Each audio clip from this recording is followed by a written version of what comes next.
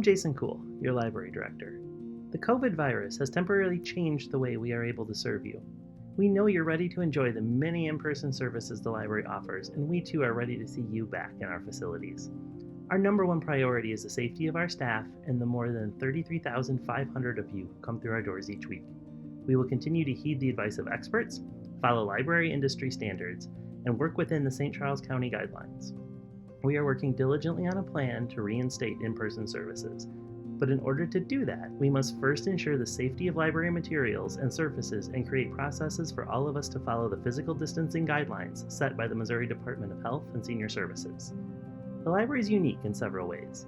Materials we loan out all come back to us to be loaned out again and go into someone else's home. And we also serve a variety of people in many different settings, some of whom are in higher risk categories. So implementing plans to keep everyone safe is incredibly important to us.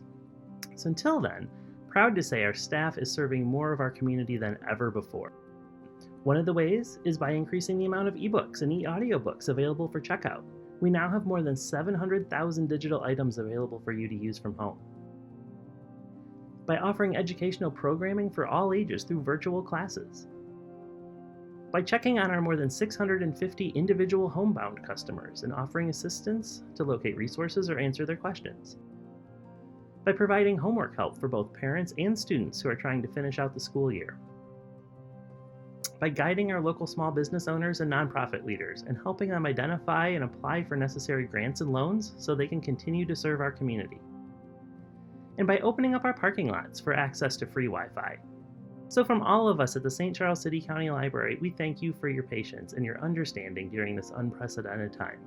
If you have a question for us, please visit us online at mylibrary.org and click on the Ask Us section. We look forward to welcoming you back into our branches, but until then, let's all do our part to keep everyone safe. Thank you.